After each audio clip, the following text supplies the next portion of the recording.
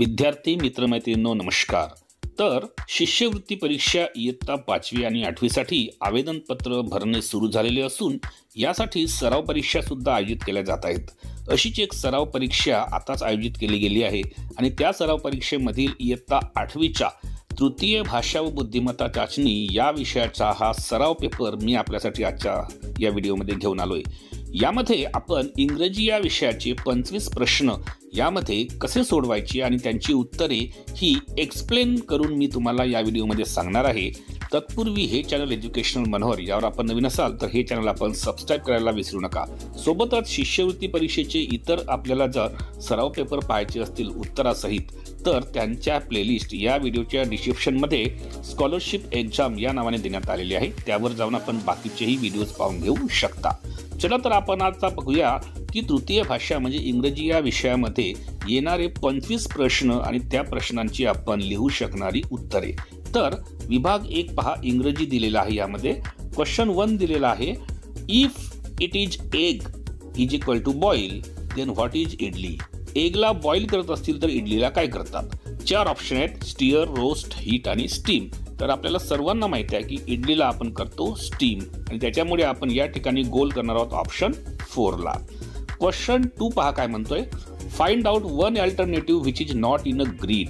या ठिकाणी तुम्हाला हा एक तक्ता दिलेला आहे, तर यामध्ये तुम्हाला खाली 4 ऑप्शन दिलेले आहेत, मून, ट्री, स्वेटर आणि सीट। तर या 4 पैकी एकाची स्पेलिंग या ग्रीडमध्ये देण्यात आलेली नाही, ती कोणती ती बघायची आहे। तर यामध्ये बघा MOON मून दिसतोय, TREE ट्री पण दिसतोय, SIT सीट पण दिसतोय, जी स्पेलिंग नाही आहे ती आहे स्वेटरची आणि म्हणून आपला ऑप्शन असेल ऑप्शन नंबर 3, त्याला आपण गोल करायचं। त्यानंतर बघा क्वेश्चन 3 बघा काय म्हणतोय, द पिक्चर शोज।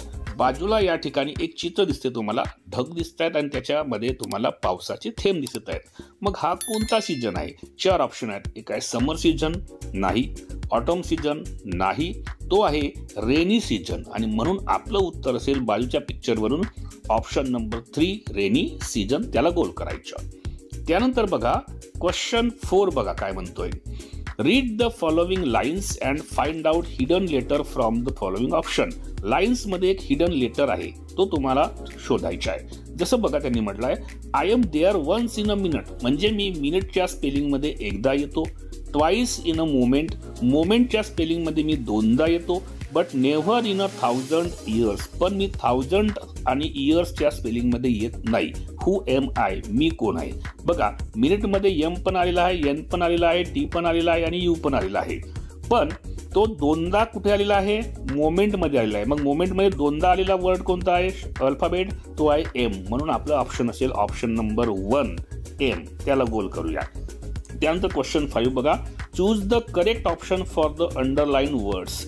या ठिकाणी जे सेंटेन्स आहे त्याच्यामध्ये काही वर्ड्स अंडरलाइन केले आहेत, त्यांच्यासाठी सांगणारा, त्याचा अर्थ सांगणारा जो तुम्हाला शब्द समूह आहे तो तुम्हाला ऑप्शन मधून क्लिक करायचा आहे। In rural areas the life of villagers is not all the time a bed of roses. A bed of roses याचा अर्थ सांगणारा, मग तो ऑप्शन नंबर 1 असेल का?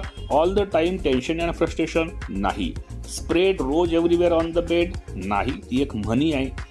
इझी अँड कम्फर्टेबल सिच्युएशन हा एक ऑप्शन त्यामध्ये असू शकतो। ऑप्शन 4 पाहून घेऊया, fragrance spread in the village area, संपूर्ण विलेज एरियामध्ये सुगंध दरवळतो, असं आहे का? नाही।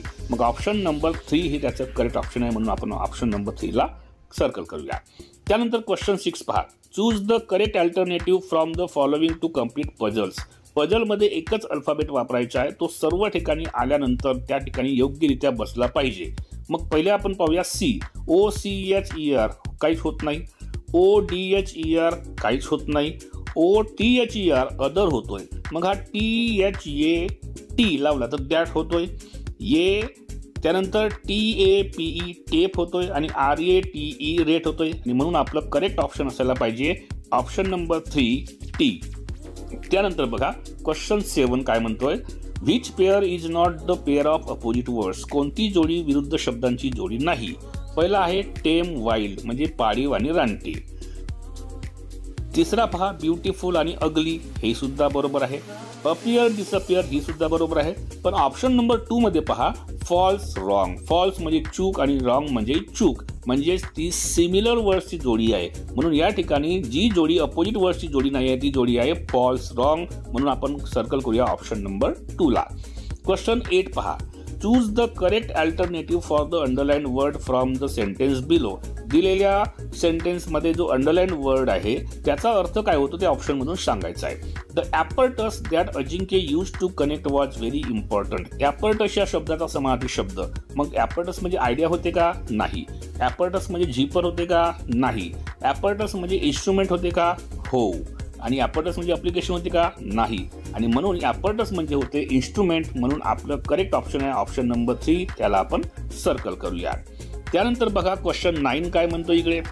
Find out the correct alternative showing the similar meaning of the word. या ठिकाणी वर्ड दिलेला आहे त्याची सिमिलर मिनिंग आपल्याला सांगायची आहे. All boys were busy in merry making. Merry making या शब्दाचा सिमिलर मिनिंग आपल्याला सांगायचा आहे.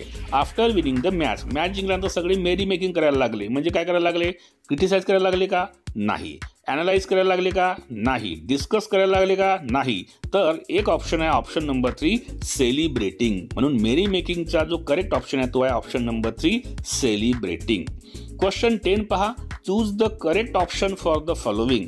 Good luck, best of luck, work hard, do the best you can do it, do your best. हे कशासाठी शब्द वापरले जातात? हे वर्ड्स ऑफ रिअश्युरन्स आहेत का पहिल्या ऑप्शनमध्ये? नाही. वर्ड्स ऑफ डिस्करेजमेंट आहेत का? नाही. हे आहेत वर्ड्स ऑफ एनकरेजमेंट. एनकरेज करण्यासाठी हे शब्द वापरले जातात. आणि म्हणून या ठिकाणी आपलं क्वेश्चन 10चं करेक्ट ऑप्शन उत्तर आहे ऑप्शन 3 वर्ड्स ऑफ एनकरेजमेंट. त्याला गोल करूया.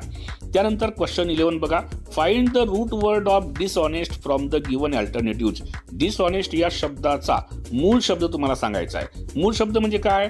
ज्या शब्दाला सफिक्स लागलेला असेल तो शब्द आपल्याला सांगायचा आहे. सफिक्स किंवा प्रिफिक्स ज्याला लागतो तो सफिक्स किंवा प्रिफिक्स काढल्यानंतरही जो मूळ शब्द राहील तो असेल आपल्याला मूळ शब्द.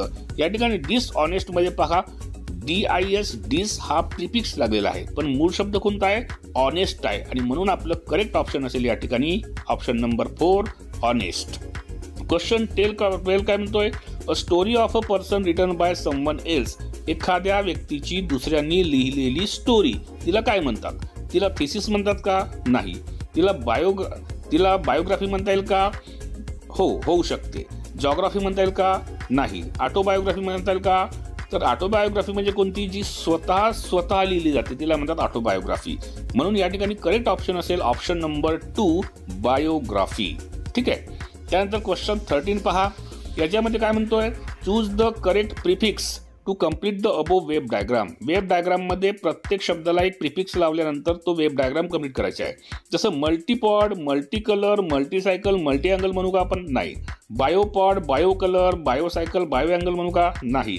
डिस्पॉड, डिस्कलर, डिससायकल, डिसअँगल म्हणू का? नाही. आपण म्हणू ट्रायपॉड, ट्राय कलर, ट्रायसायकल, ट्रायअँगल म्हणजे ट्रायंगल. ठीक आहे. म्हणून आपला करेक्ट ऑप्शन असेल ऑप्शन 4 TRI ट्राय. ठीक आहे.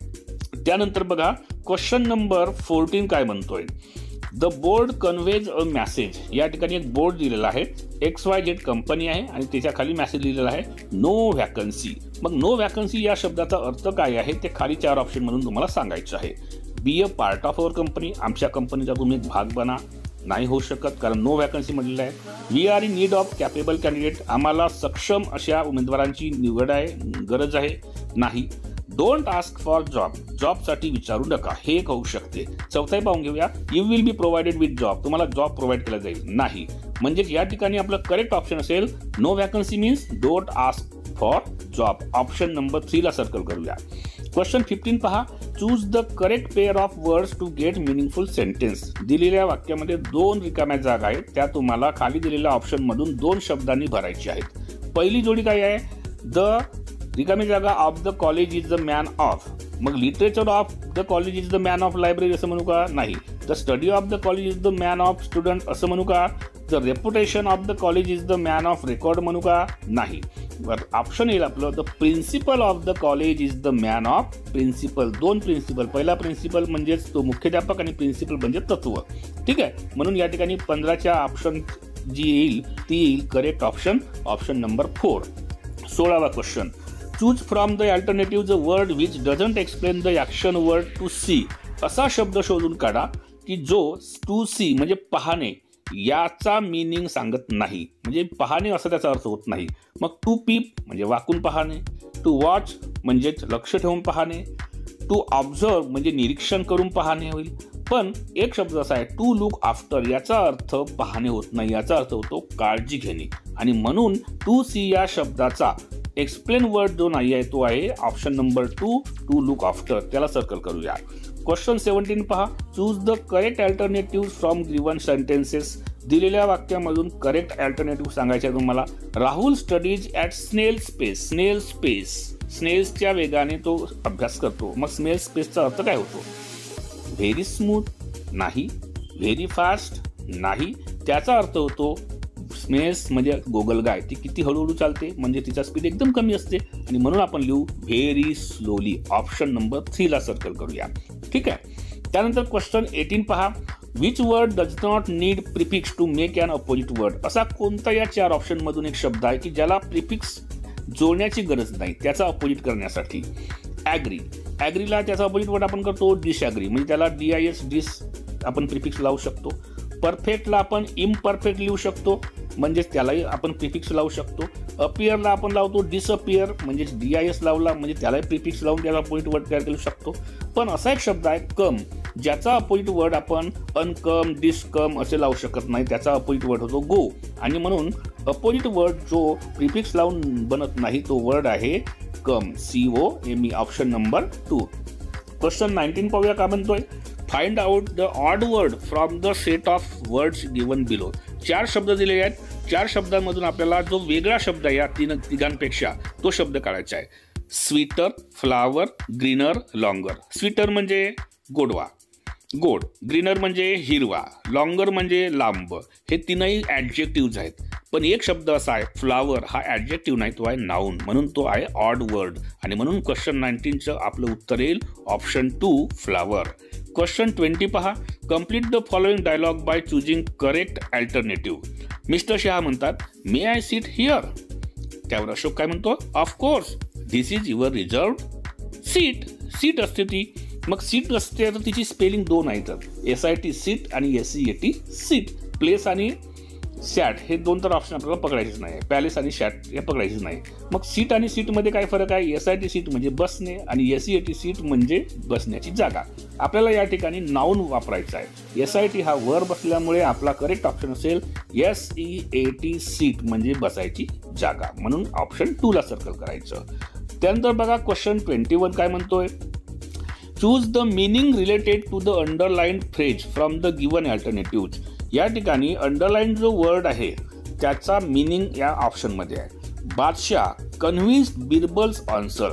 बादशहाचं बिरबलच्या आन्सरनी काय झालं? समाधान झालं किंवा तो सहमत झाला असं त्याचा अर्थ आहे. मग लिसन्ड म्हणजे होईल का सहमत होणे? नाही, ऐकणे होते.